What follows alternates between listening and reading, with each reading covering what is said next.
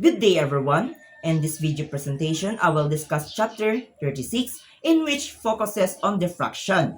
This chapter continues the wave optics discussion from interference. In chapter 35, we saw that light waves can overlap and produce bright and dark regions.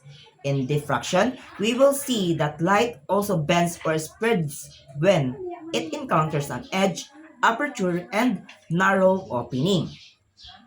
At first, diffractions may seem surprising because in geometric optics, light is often treated as traveling in straight lines.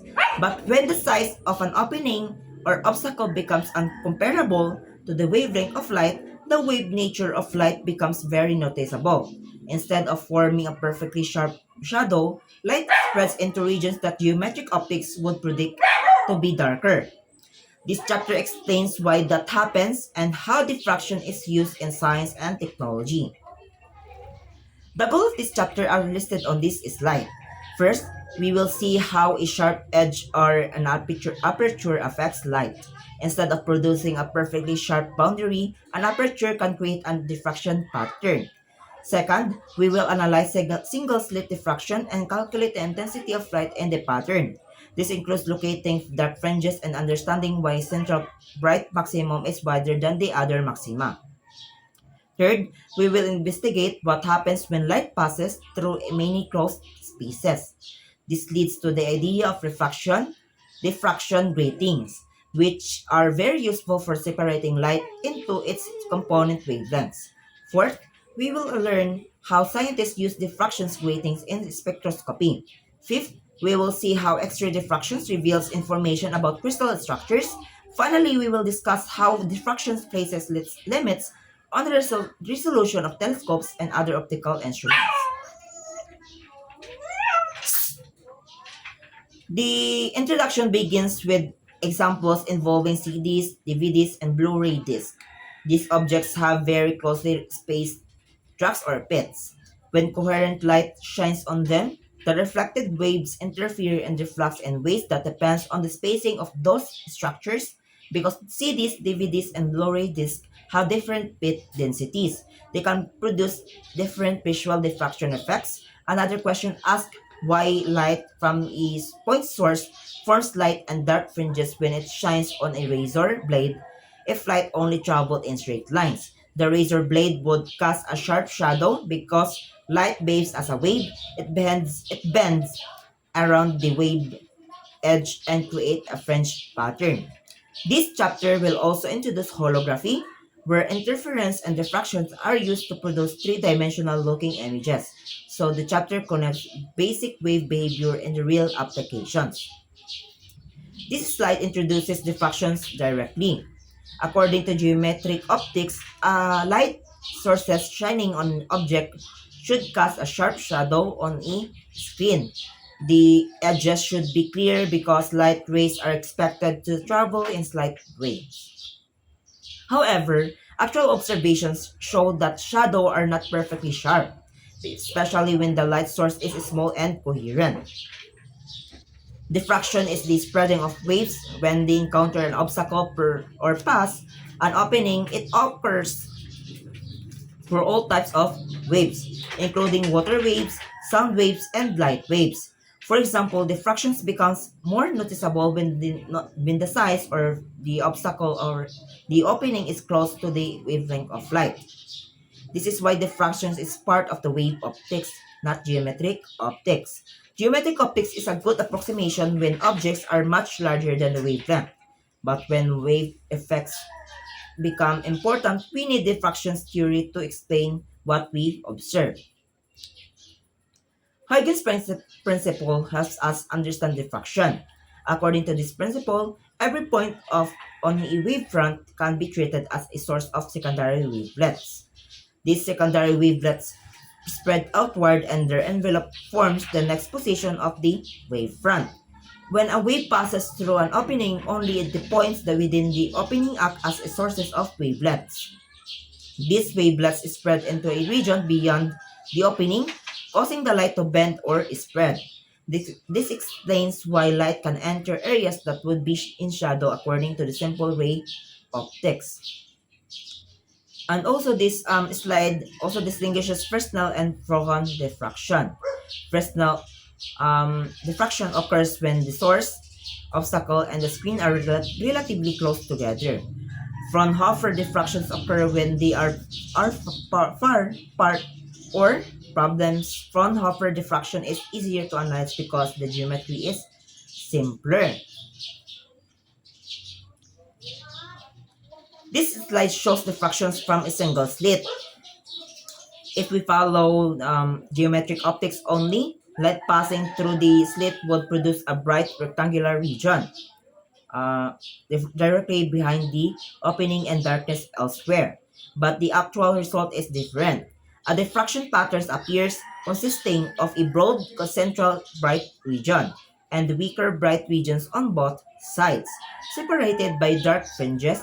The important observation is that the narrower slit, the broader the diffraction pattern. This may seem opposite to what we expect from ray optics. And ray optics, a narrow opening might seem like it should produce a narrow beam. But wave optics tells us that restricting the wave front makes the wave spread more. This relationship is very important. It shows that there is a trade-off between confinement and spreading. When the light width becomes smaller compared to wavelength, diffraction becomes stronger. This idea appears in many areas of physics, including optics, acoustics, and even quantum mechanics. This slide compares Fresnel and Fraunhofer diffraction for a single slit. In Fresnel diffraction, the screen is relatively close to the slit. The wavefronts reaching different points on the screen are not simply treated as parallel, so the pattern can be more complicated and changes significantly with distance. In Fraunhofer diffraction, the screen is effectively very far away, or lenses are used to form the pattern at a convenient distance. In this case, rays going to a particular point on the screen are nearly parallel, which makes the mathematics cleaner. Most single-slit formulas, such as the dark fringe condition, are derived from Fraunhofer diffraction. The key takeaway is both are diffraction, but they describe different experimental methods for many introductory problems. We focus on Fraunhofer diffractions because it gives clear and useful equation. Now we locate the dark fringes in a single slit diffractions pattern. Imagine dividing the slit into two equal parts. For certain angles, light from one part of the single slit cancels light from another part. When this cancellation happens for the entire slit, a dark fringe appears. For a slit of width A, the condition for dark fringes and Fraunhofer diffraction is E sine theta equals m lambda, where m equals plus or minus 1, plus or minus 2, and so on. Notice that m equals 0 is not included for a dark fringe because theta equals 0 corresponds to the central bright maximum. This condition means that the first dark fringe appears when the path difference across the full slit is one wavelength. The second fringe appears when the path difference is two wavelengths, and so on. These dark fringe define the boundaries of the bright maxima and the diffraction pattern. This slide presents an example using 633 nanometer light passing through narrow slit.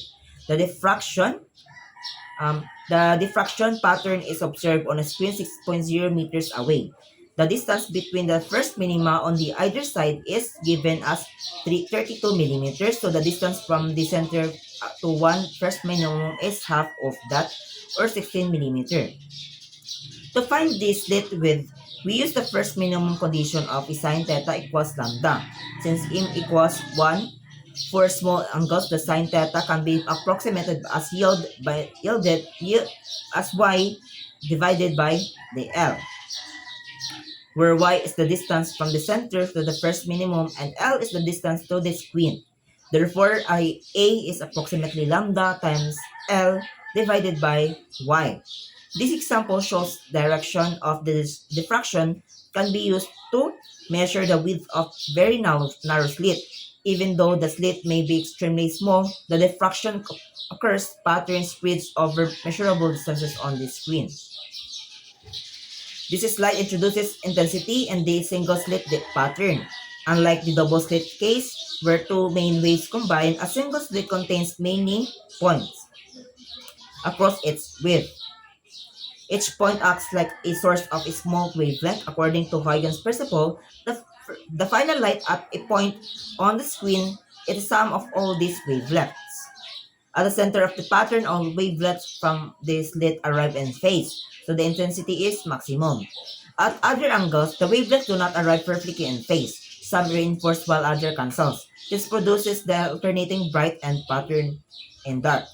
Phasor diagram helps us visualize this summation. Each small contribution can be represented as a vector. The resultant vector gives the total electric field amplitude at the point of the screen. Since intensity depends on the square of the field amplitude, the phasor results thus as the brightness. This slide describes a movie showing how the single slit diffraction patterns develop. The blue circle represents the electric field vectors from the different sections of the slit at the observation points along the screen. Each section contributes as a small vector, and these vectors end together.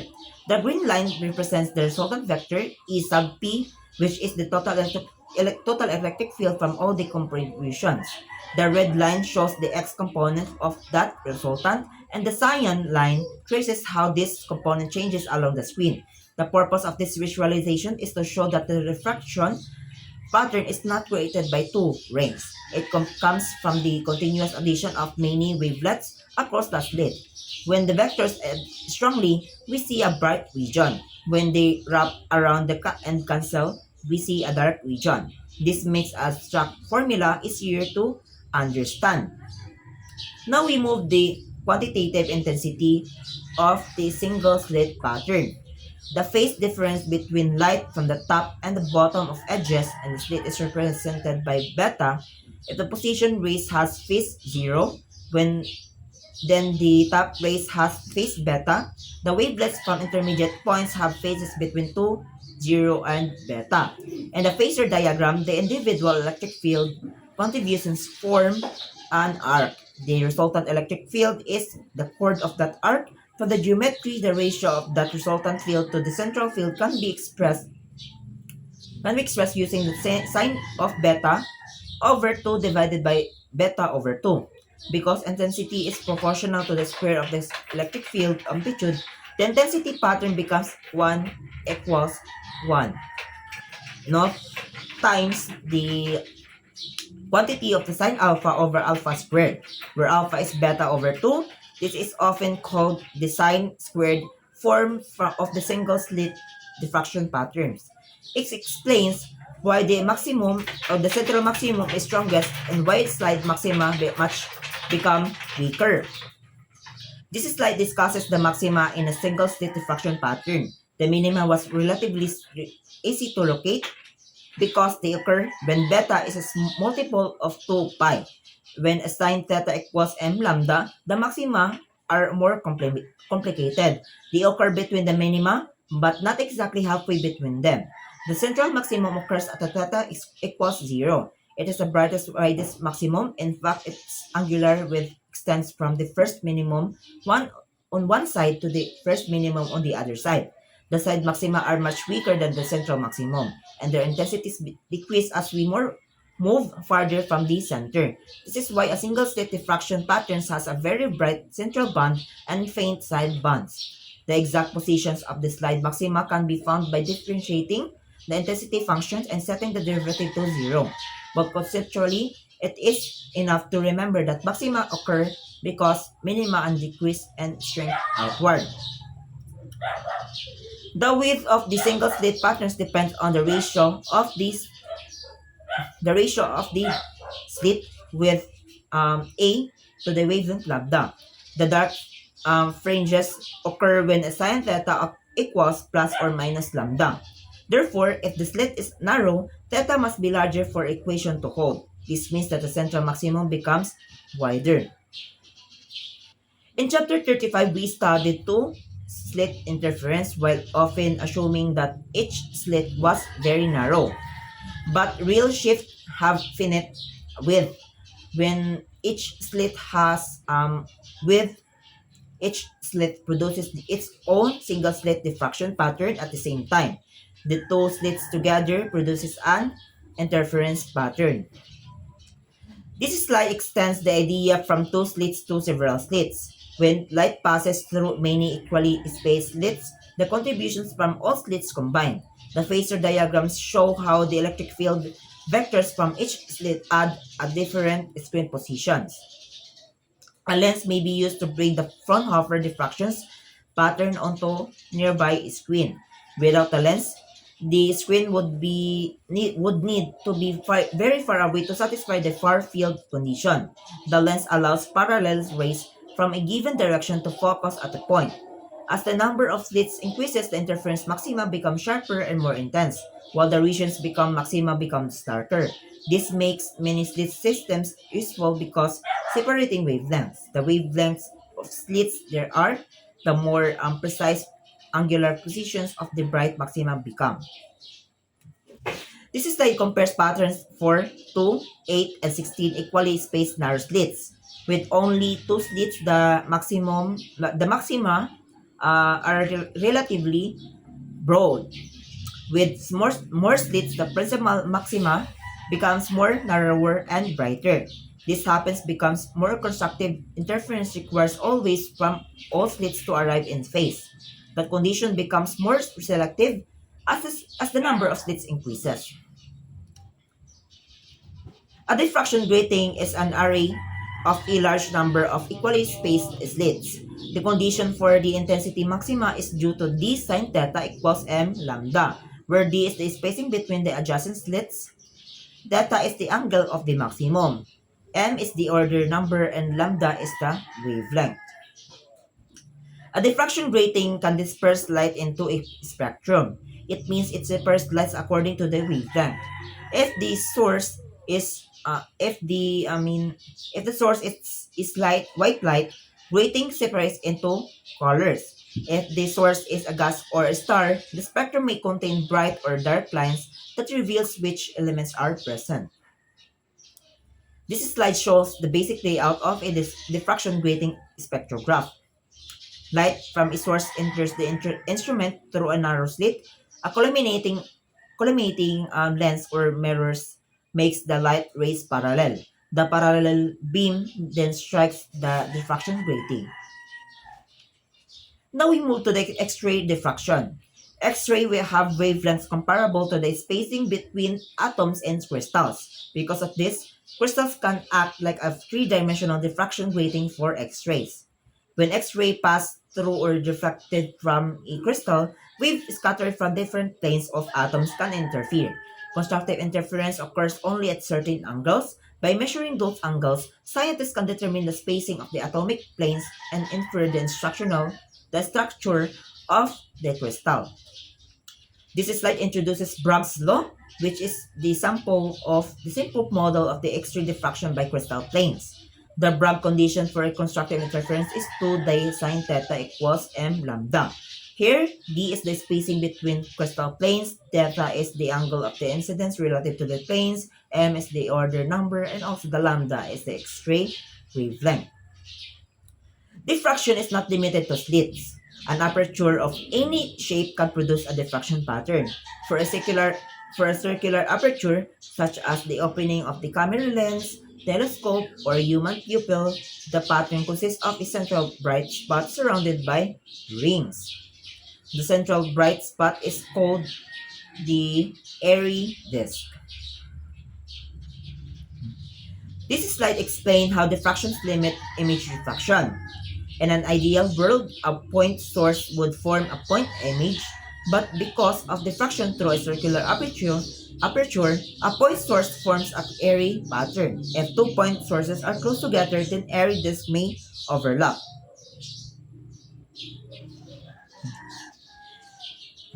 This slide emphasizes that bigger telescopes provide better resolution because of diffraction. A large aperture collects more light but also reduces the diffraction spreading of the image. The angular resolution is approximately 1.22 lambda divided by d, so increasing the diameter d, which makes the smallest resolvable angle smaller. Holography is a method of recording and reconstructing the three-dimensional information using coherent light, usually from a laser. Unlike an ordinary photograph, which records only intensity, a hologram records information about both intensity and phase through interference. This is the continuous explanation of holography. The key concept is wavefront reconstruction. When light reflects from a real object, the outgoing wave carries information about the object's shape and also depth. A hologram records that wave information by using interference with a reference beam. Later, when the hologram is illuminated by the beam similar to the reference beam, the diffraction occurs from the recorded pattern. This refraction reconstructs a wave front similar to the original wave front from the object. The viewer's eyes receive light as it came from the original object, creating the impression of the depth. The final slide shows photographs of the holographic image of the different angle. The changing perspective is one of the most important features of a hologram. Unlike a regular flat photograph, a hologram can display different views depending on the observer's position. This effect occurs because of the hologram reconstructs the wavefront of light from the different or original object. When we move a different angle, our eyes receive a different part of the reconstructed wavefront, similar to how we see a real object from the different viewpoints. To conclude chapter 36, diffraction shows that light spreads when it encounters openings and obstacles.